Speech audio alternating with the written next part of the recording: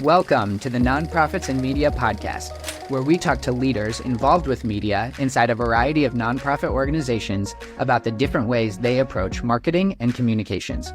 I'm Nathan Pfaff, and my job is to tease out what benefits or results they've seen in their content strategy so that you can apply those to your own life or organization. Hey everyone, welcome to this episode of Nonprofits and Media. Today we're going to be talking with Jason Galicinski. Jason has over 20 years of experience working with nonprofits, including developing FundEasy, a software for streamlining fundraising events, as well as establishing and helping run a nonprofit educating street children in Zambia. Jason is also currently running a mentorship program for nonprofit leaders called Fundraising Masterminds to help nonprofits get fully funded in 5 months with the perfect vision dinner strategy. Jason and his business partner, Jim Dempsey, also have a Fundraising Masterminds podcast where they talk about practical solutions for nonprofit challenges. They go into way more fundraising strategies than besides media. I highly recommend everybody go take a listen. Today, I talked with Jason about everything from his motivation and experience behind helping nonprofits thrive, the media that's involved in his Perfect Vision Dinner strategy, podcasts, and the trend he's seeing with the younger generation. Here you go. Take a listen. Cool. Well, Jason, thank you so much for joining the podcast today. I really appreciate it. Yes, good to be here, Nathan. Thank you. Awesome. So you're a key figure in the nonprofit space. You've done multiple different facets. You've helped develop software and a platform for like a place where nonprofits can fundraise. You've have a mentorship program called Fundraising Masterminds that helps with nonprofits develop the perfect vision dinner. You also have your own nonprofit that you run, which is awesome. And then you also have this podcast. So you're kind of like multifaceted in a lot of the nonprofit space. And so I guess my first question is like, why do you do it? What makes you want to see nonprofits thrive? That's a long story. We got time. I would say it all goes back to probably high school when I was originally called to go on a mission trip through Team Missions International. And my first mission trip was in Brazil. And I was there for a whole summer, spent the whole summer there. It was a very life-changing trip where I got to see the world from a completely different place and got to experience missionary life and experience missions. And at that point in time, I had grown up pretty much in, church life, like any other Christian raised, young adult. You go into church, I thought I knew God. I thought I had an understanding of the Bible. And then when I experienced ministry and got to see how real missions was played out, it really kind of humbled me. And I realized I didn't know as much about the Bible as I thought I did. I didn't know as much about the Lord as I thought I did. My relationship with the Lord was weaker than I thought it was, And so I just remember kind of going through a time of repentance when I was 17 or 18 on that trip. I think I was 17. And I remember just telling the Lord, like, I want to know you more. I want to be more involved in your kingdom. I want to help build your kingdom. And I felt a strong calling. It wasn't like God spoke to me in an audible voice, but it was like this. I kind of just had this sense of like, I want to use my kingdom in ways that you don't know. But you need to go to Bible college first, and you need to get prepared. You need to lay your foundation for your life. And that was kind of my main takeaway from that trip was, you need a strong foundation for your life, which is the Word of God. And so that was my big takeaway was I need to go get a strong foundation for my life. And so I decided to enroll in Moody Bible Institute in Chicago. And that kind of gave me those 5 years, gave me that foundation that I needed. And that really started my passion for ministry. And I never really felt called to be a pastor of a church, but I always felt like the Lord was going to use, my helping gifts. I have a lot of gifts in like computers, technology, radio, video, just anything that is like a media-driven type thing. I've always been drawn to, and I always felt called to use those gifts for the kingdom. And so early on, I got involved in Moody Radio for a bit. I got involved with some other radio ministries. And then I got involved with, website design and video production and in a couple of ministries in the Chicago area. And every ministry, that I got involved in, eventually some of them led to a job. I did like an internship, and that led to a part-time job, which led to a full-time job eventually. So I eventually ended up working for a radio ministry in the Chicago area for about 5 years or so. And anyways, all this exposure to working with other ministries and just, kind of seeing how they operate, like what drove me back in those days was just the impact that it was making. So I loved, like I used to work for Moody Radio, and I was editing some sermons, and just thinking like, wow, this sermon is impacting me, and now it's going to go on the radio, and I'm kind of the last person that's, putting it all together, but, it's going to go on the radio. It's going to impact thousands more, so I was always driven by the impact of like what it would do. And that's kind of what motivated me, because, a lot of people, they struggle with sitting behind a computer, and they want to get out, interact with people. But I always kind of felt like, well, I actually like sitting behind a computer, and I like putting together things that really inspire people, to change their life or make some major changes. So that's what's always motivated me, to do ministry. So when I was involved in, the radio stuff and the other ministries in Chicago, they would always do these fundraisers, and I would always be the guy, running sound or creating a video or doing something, but I wasn't like running the fundraiser, but I observed a lot of these kind of fundraisers, and what ended up getting the software company started in 2006, which is now called FundEasy, is just this kind of relentless pursuit of trying to make things better, So, back in those days, the ministries didn't have online registration. They didn't have a way of managing, data online. Everything was kind of generally offline, and the director wanted to have online registration. There wasn't any kind of like Eventbrite, software that existed. And so I just started making my own thing.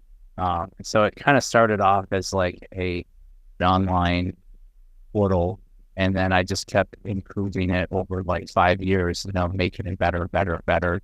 Started adding registration components and management components and reports and things. And it was mostly just for me, like I just wanted to keep myself from going insane, and I didn't know how to make stuff. And so I was just doing it for myself. And then it turned out that there were other ministries that, they were starting to call and say, what program are you using? That's really cool. And I'd be like, oh, I just made it myself. They're like, well, can I use it? It's like, sure, maybe, so Amazing. So that's kind of, so I always tell people like, I didn't like set off to start a software company. It just kind of like happened, or like the Lord just kind of put on my lap. And then once some larger ministries, took note of it, the biggest ministry was Campus Crusade for Christ. They Jim Dempsey, who works with me now at Masterminds, he was very instrumental in, recognizing the potential of the software and encouraging to get out there. And Campus Crusade ended up using it for a lot of their, fundraisers. So that really kind of kickstarted everything and got it going. So, but even with the software side, I wouldn't necessarily say I'm like the typical coder, in the sense like typical coders tend to geek out over code, and I always looked at coding as like a means to an end. Like, I'll do it because there's no one else to do it. But I would always be driven by like the impact, like when we get this feature done, people are going to be able to do this. It's going to make their life a lot easier. It'll help, whatever. And so still like being driven by, the impact.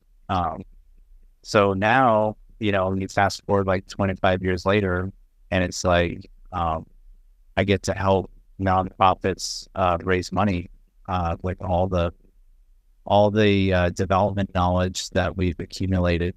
We've helped 4,000 ministries raise over $1 billion for the kingdom through our software platform, and we paired up with Jim Dempsey, who is also a development expert at Campus Crusade. So we've kind of put both of our minds together to create the perfect vision and it's the same. The motivation is still the same. Like, we're still motivated to impact, the kingdom. That's our biggest guy. Nice. I love that. I love your story. I came across you over your podcast, which is kind of a funnel towards your new initiative of the Fundraising Masterminds, which is helping organizations do what you call their perfect vision dinner.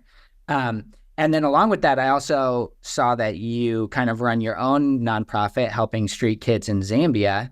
And so which of those came first? Was it like you were running your own nonprofit, or you were doing these tools and then the nonprofit kind of got birthed out of that?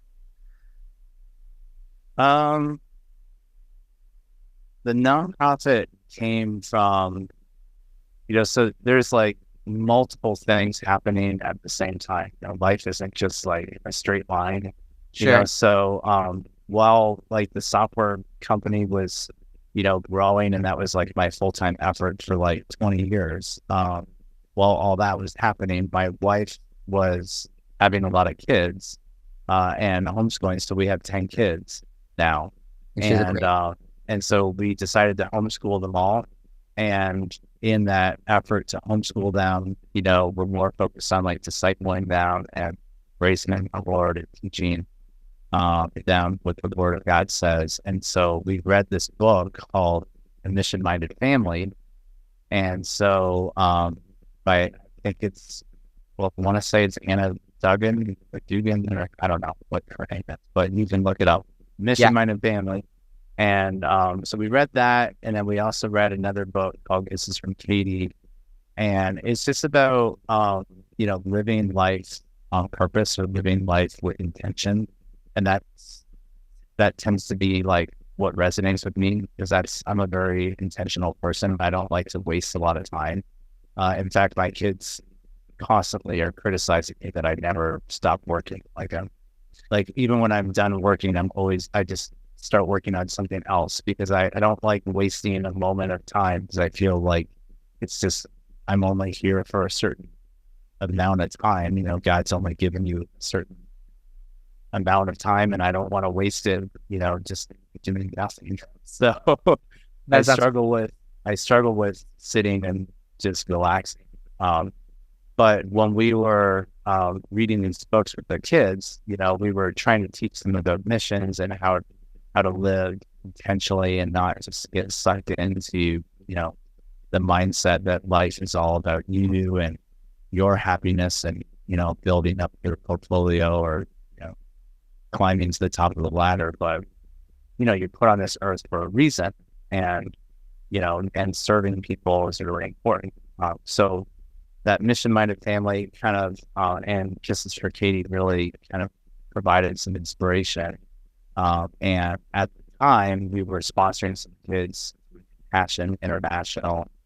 And we just started, it was really Kisses for Katie that, her story of, going to Africa and living with people and really building friendships, directly was like, I wonder if we could do that, So we started asking those kinds of questions, like, we do that, or how can we do that? And so the Lord ended up getting us connected with other people over like a 5-year period. We ended up meeting someone in Zambia who was a friend of a friend kind of thing. And then we ended up spending some time with them one summer, and they got us connected to the ministry after we kind of shared a heart, and they said, oh, well, there's this missionary up in northern Zambia that is just starting, they're just starting a school and they're just getting started. I think we would love to meet them. So we, set up a time and we helped them remotely, over email, got to know them and stuff. And then eventually when things started to get a little bit more serious, I felt like I needed to go there just to check it out, So it's like, I don't want to invest a ton of time and money into helping someone I don't really know. So I got on a plane with 2 of my older kids, and we flew to Zambia, on our own. We didn't go through an organization or anything. We just bought tickets ourselves. Went over. And that's not for the faint of heart. Most people probably wouldn't do something like that. But that's just kind of how I am. I tend to jump in the water without how deep it is. Nice. So, I mean, that's just kind of how things got started. And, thankfully he didn't end up being a bad person, and we got along really well. So that's how the Reaching the Heart of Zambia street got started. Nice. Well, I love that. I love that you help develop these tools for nonprofits, but not only are you like establishing them based on kind of your work with these other organizations, but you also are kind of spearheading your own and like putting a lot of these elements that you're teaching and these tools that you're promoting practice in your own organization. Right. Well, because then once I started Zambia, the ministry in Zambia, I started doing more fundraising.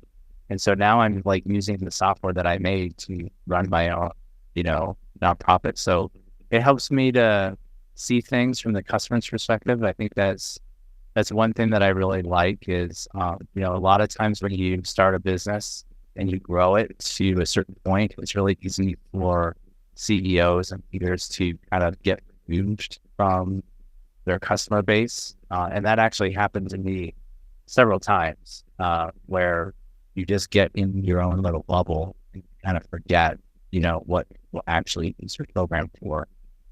And so, having my own nonprofit and being involved in coaching, it really helps me to stay grounded with the people that I work with, and helps me to have ideas and, just kind of keep things level-headed.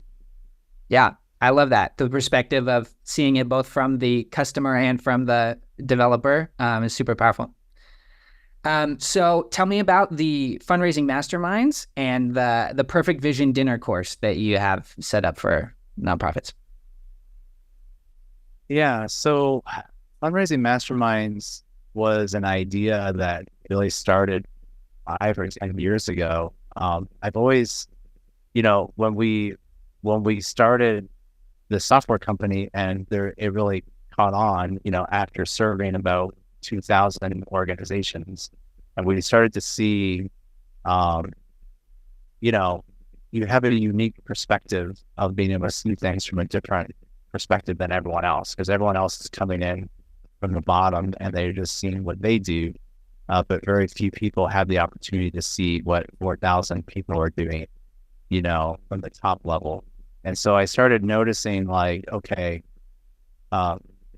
banquets and galas and vision dinner kind of things are a thing that, Christian organizations do a lot of those, but they also do a lot of like a-thon events, and they also do a lot of like golf outing type events and bowl-a-thons, and the software company, the my team, there was a debate, an internal debate going on. Nobody knows this, but there was an internal debate going on of like some of us, I was kind of coming at it from the perspective of some fundraisers work a lot better than others, and we should become like the authority in telling people what they should do.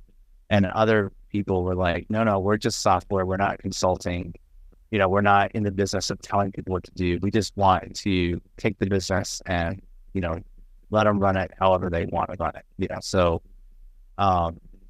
generally speaking, that was kind of the mindset that the software company took, is we're just software. We're not going to help people what to do. But in the back of my head, I always kind of felt like, well, that's not really right though. Like if there is a better way, we should be obligated to tell them, so that's kind of that like little voice in the back of my head, like stayed there for like 5 years, just saying but there are like right ways to raise money, or not. It's not like right or wrong, but it's more like there's like good, better, and best, so there's good ways to raise money, there's better ways, and then there's like really, really good ways to raise money, and Yeah. I just got to see, some really good examples of people raising money well, like it would be like the difference of like hundreds of thousands of dollars. I see some organizations, doing, a banquet, putting a lot of time, 20 weeks into planning a banquet or something, and they'd raise like $10,000. And I'd see another organization, same amount of time, same type of event, and they would raise like $500,000. And you'd say like, well, what's the difference? Are they just no millionaires? But it wasn't even like who they invited. It was like the way that they were doing that, and the strategy behind the scenes is really what made all the difference. So I had a lot of conversations with some people, and that's ultimately kind of what led us to start Fundraising Masterminds, was to and we made it a separate company, so the companies they work together and stuff, but this is really a separate company. And we really wanted to focus on the development strategy for nonprofits. So how do we get an organization fully funded? How do we, if you were just starting a ministry, then we wanted to know like what's the first thing we should do.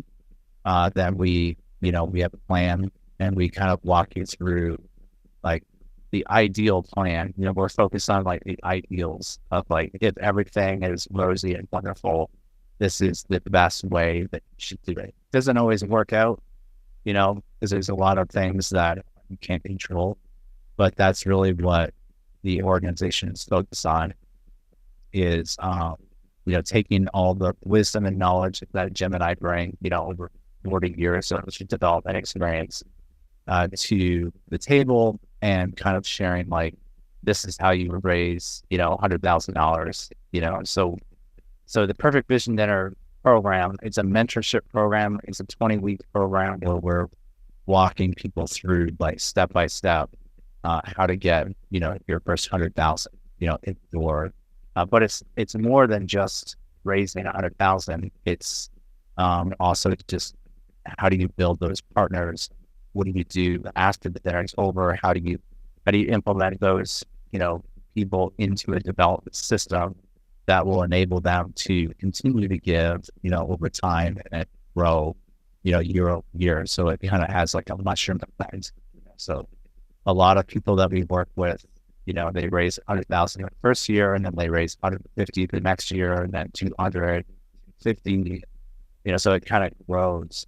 But that's because we're teaching them how to cultivate, partners. So you may not know this, but we actually have 3 programs. We have the Perfect Vision Dinner program, which is the first step.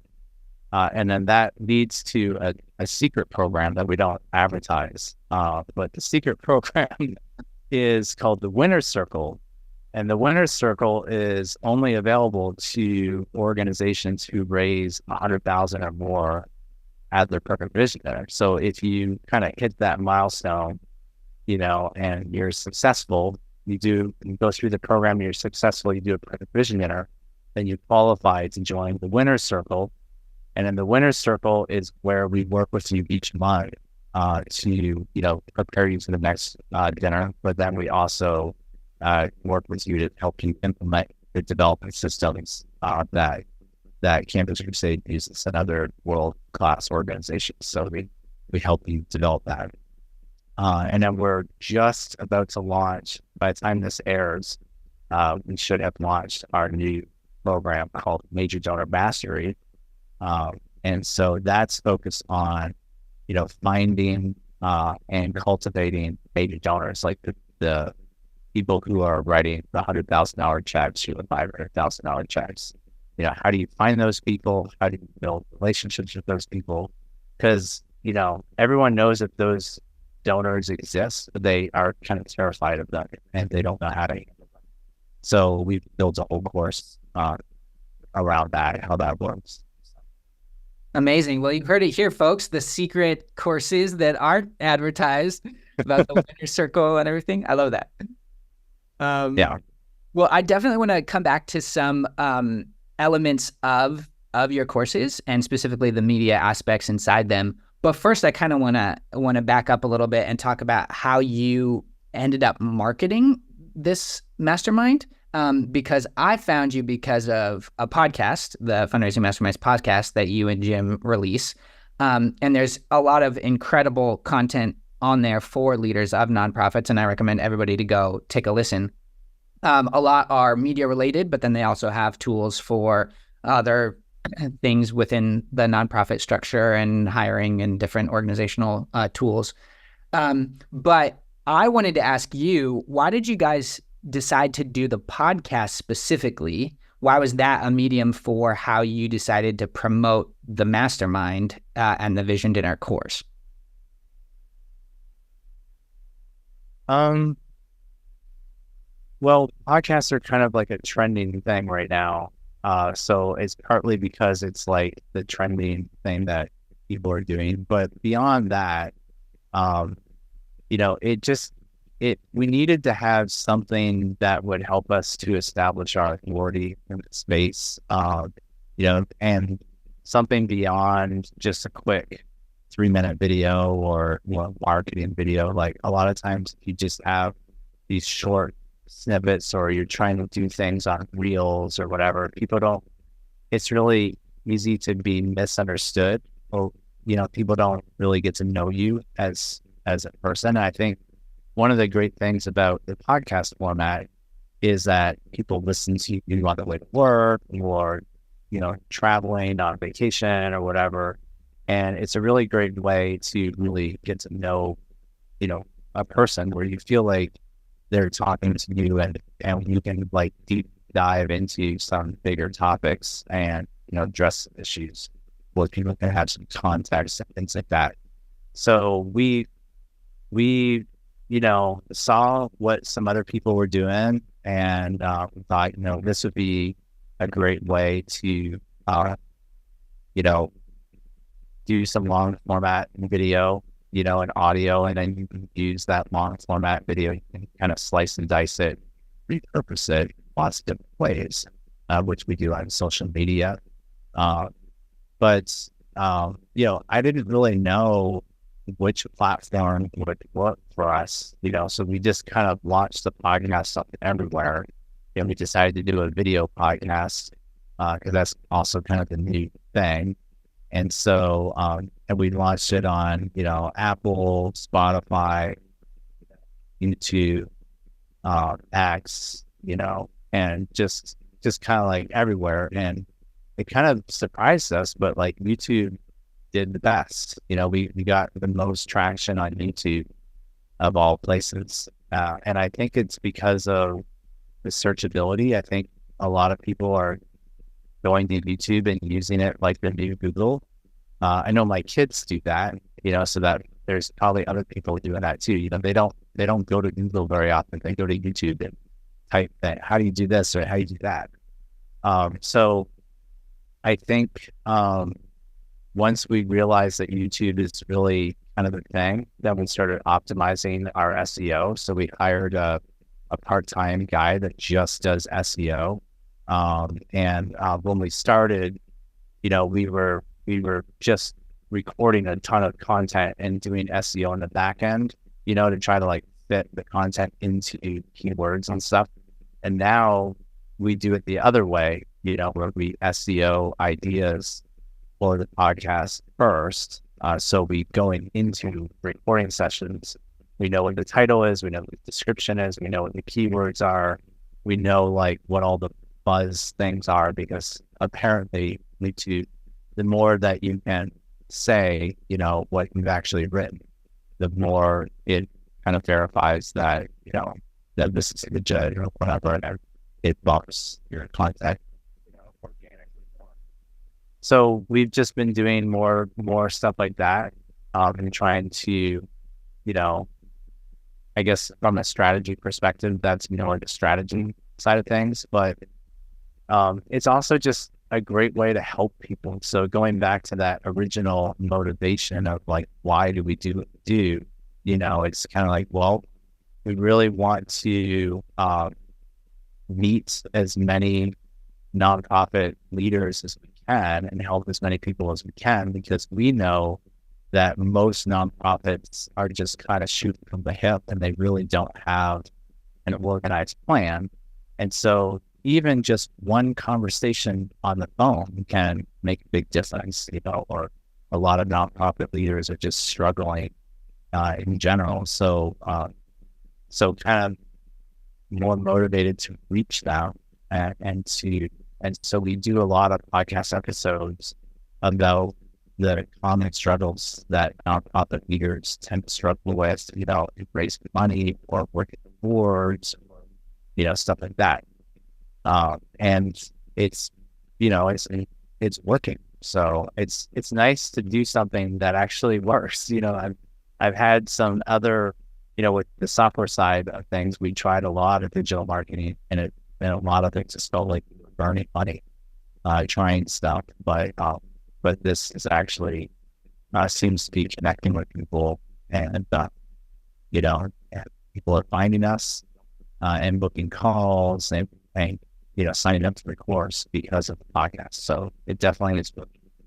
Yeah, I'd definitely say it's working. I mean, that's how I found you. I'm sure that's how a lot of other people found you. I love that you saw a trend and that you decided to like try it and run with it.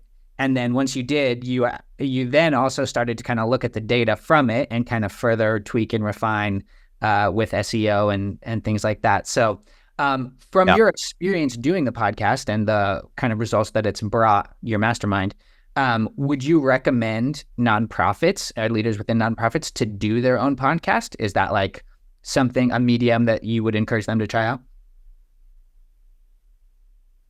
I don't know. I guess it depends on what your goal is. Like, I think everything that you do from a medium perspective, you don't just want to do it for the sake of doing it. Like, you don't want to just add noise to an already noisy world. So you always have to be thinking like, well, how is, like, whatever you do on, business or media or video or podcast, like, how is this podcast going to be, adding something to the marketplace, or like, what makes this different than any other thing? So I always think it's good to do market research. And when we did the market research on the Fundraising Masterminds podcast, we only found that there were like 2 or 3 other YouTubers out there that were doing generally what we wanted to do. And their advice was pretty worldly. It wasn't like from a Christian perspective, or if it was kind of shallow content. And so we really felt like we could add some pretty tremendous value, with the experience that we have. And, I think from what I've heard, when people listen to us, they really get a lot out of it. So I think, I don't know if that answers your question, but you want to know your ideal audience, like who are you trying to reach and why are you trying to reach them, and why should they listen to you? So always put yourself in their shoes and just think like, why would I tune into your show? What would make me want to listen to? And if you can get people, if you can kind of try to attract them, that way, that seems like that. Yeah, no, I'm sure it depends on a lot of different factors within the org and their model. So I kind of want to go back to the Vision Dinner course. This is for leaders within the media or communications departments of nonprofits. So could you kind of talk to us a little bit about the different media aspects of the Vision Dinner course? Like what all is included, maybe videos, or I don't know if you guys do pamphlets, print materials, just stuff kind of more media and marketing oriented. Give us a tease of kind of what's in your Vision Dinner. Yeah. So the goal of the Vision Dinner is to build partners, right, with the organization. So it's an evangelistic event, so to speak, where we're trying to fill 50% of the room with people that have never heard you before. So that's our goal. And then we want to put on a 2-hour and 15-minute program, very high-end production, where, people essentially are jolted into, I don't know if jolted is the right word, but people see you at a very professional level and they think, wow, this ministry really has it all together. Like you have some history working with Iris, right? Mm-hmm. And a lot of their video production is really good. So just right off the bat, like if you had a dinner with 300 people and then Iris put up one of their professional 3-minute videos, right off the bat, you'd be like, wow, these guys have it together. I mean, it's like the production level is good, drone shots and everything, mm-hmm. versus like meeting in a church basement and you've got like camcorder, shoddy video, from a 2-year-old with shaky hands. I don't know. It just doesn't come across as, very professional. Sure. So, we want to present the ministry in a very professional light, and kind of share, what's the problem you're solving?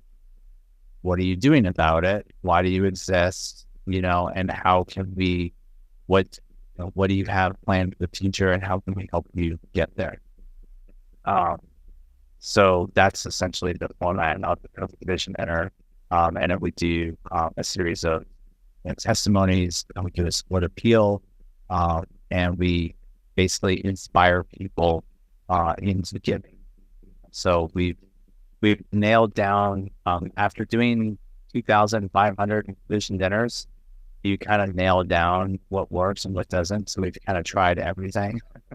And we feel like we've nailed down the perfect formula for what works and what doesn't and what kind of compels people to give. And media is definitely a part of it. We always have like a 3-minute, media, trailer. We like to think of it as like a movie trailer for the Vision Dinner. So if you think about how a movie trailer can kind of set the stage for what you're gonna see, we'd like to do that with the perfect Vision Dinner. Nice.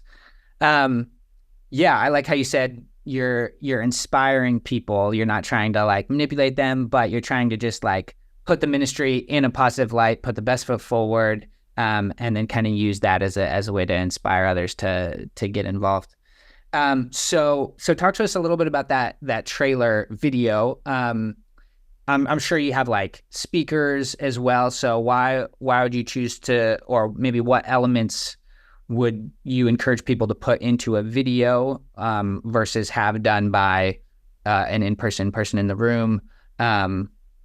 Or talk to us a little bit more about that. Well, I think storytelling is probably one of the best ways to connect with people. You really want to be focused on telling what God is doing, in your story of what God is doing. So that's always the best thing is, to share kind of this is where things were at, or this is the problem, So if it's a homeless shelter, you could approach it from hypothetically, right? You could approach it from, there's all these people that are homeless, and this is huge problem, and it's wrecking the city, and everything's falling apart, and there's all these domino effects that happen. So we need to fix it. You could approach it from like a very data-driven perspective, and it would be like very corporate, but it wouldn't really connect with people. Like it doesn't really connect at the human level. And so storytelling, I think why we all like, what's the first thing you want to do after like a long week of work? You want to sit on your couch and turn on a really good movie and just like let it take you away, right? So, a good story will draw you in and connect you, to another world. And so I think, you can tell stories about your organization of life change. That's what we always try to focus on is, why did this person was homeless and now he's running his own company. So how did he get from being homeless to running his own company? What was his journey? How did that happen? Well, you can tell the history of like how everything went down, share how your organization like met him at a time of need when he really needed it most, and how it kind of changed the trajectory of his life, and so that's what media can tell that story in a way that draws the audience in a way that, reading a book or something can't do. And it can do it in a very short amount of time, like 2 minutes or less. You can have people in tears, so it's very powerful. Yeah. Yeah. I mean, I love that you talk about inspiring and using storytelling and making it emotional. And I know in some of your podcast episodes, you've talked about how to craft a compelling story that's emotional for the viewers or audience.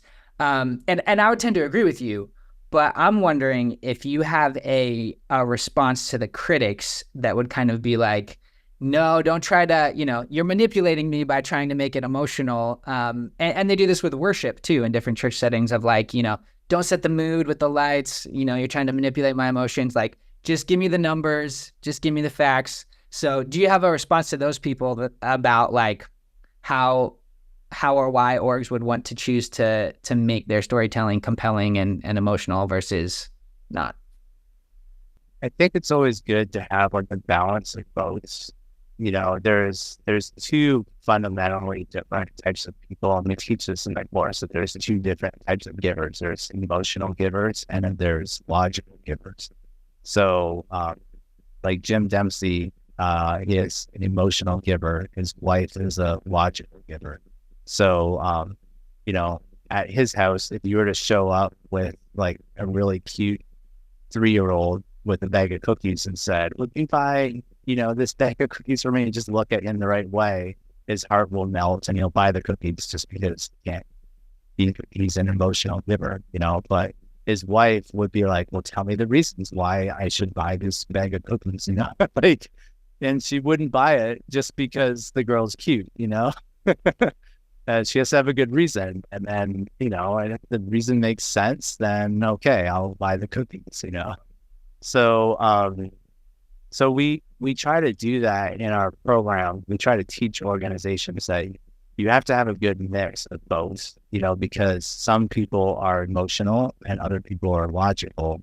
And so there needs to be an emotional component.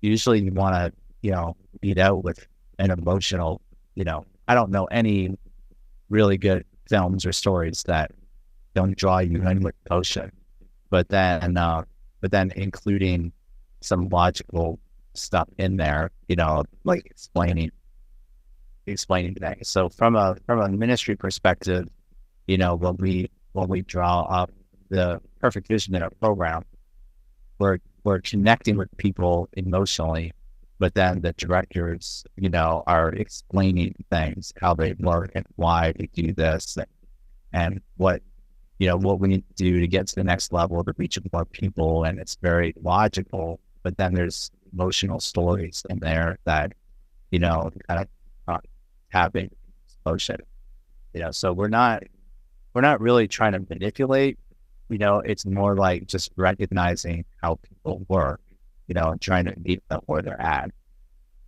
I love how you kind of are involved in so many different facets of nonprofits and promotion and stuff like that. So, do you think there's a risk in nonprofits inundating people with too much media or trying too many different tools or tactics, or not so much?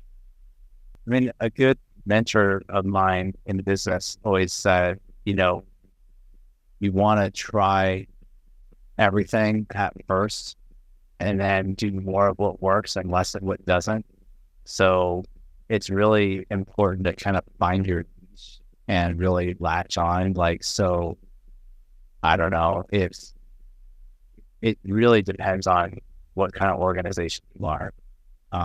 But for us, we tried, Facebook and Instagram and tweeting and YouTube, and we tried everything at first. Just at the beginning, we just tried it all. But then after we kind of saw that, YouTube is really working a lot better, significantly.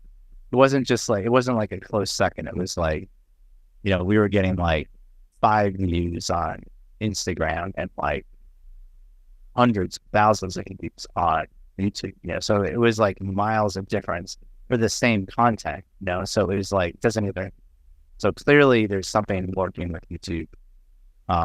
And so we just decided, well, we didn't stop doing Instagram, but we realized there's a different strategy with Instagram and Facebook, and we're still trying to figure that out. But a lot of it just is where your audience is. You just need to find your audience and try to connect with them in the way that makes the most sense. So I think following the data really makes a lot of sense. Totally. Yeah, I love that. In my opinion, and you can let me know if you find this true to be in your experience, I feel like the younger generation doesn't quite appreciate, give, subscribe, whatever word you want to use, to the traditional nonprofit model of being fully support or donor funded. I feel like the younger generation doesn't quite give as much as older generations to charity. A, do you find that to be true in your own experience? And B, how do you recommend organizations reach out and branch out to younger audiences? So why are you thinking younger audiences don't get as much? What are you thinking? I kind of think that they tend to respect organizations a little bit more if they have supplemental streams of income or a business branch of their nonprofit, such as a coffee shop to help support the ministry, or a donation center, or real estate that gets rented out, or other streams of income. But I don't know. I've grown up around a lot of nonprofits, and I kind of feel like my generation and below don't quite see the value in supporting or giving as much as, say, my parents, who are missionaries and have lived off of support for 30 plus years. And so, yeah, just kind of, I could be wrong. I'm willing to admit that. I'd love to actually say that I'm wrong. But I was just wondering if you have seen that trend, or how you might encourage people to counteract that.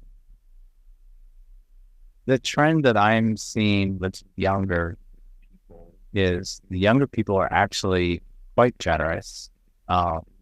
If you can make a connection with them, they seem to be motivated more from a personal relationship perspective.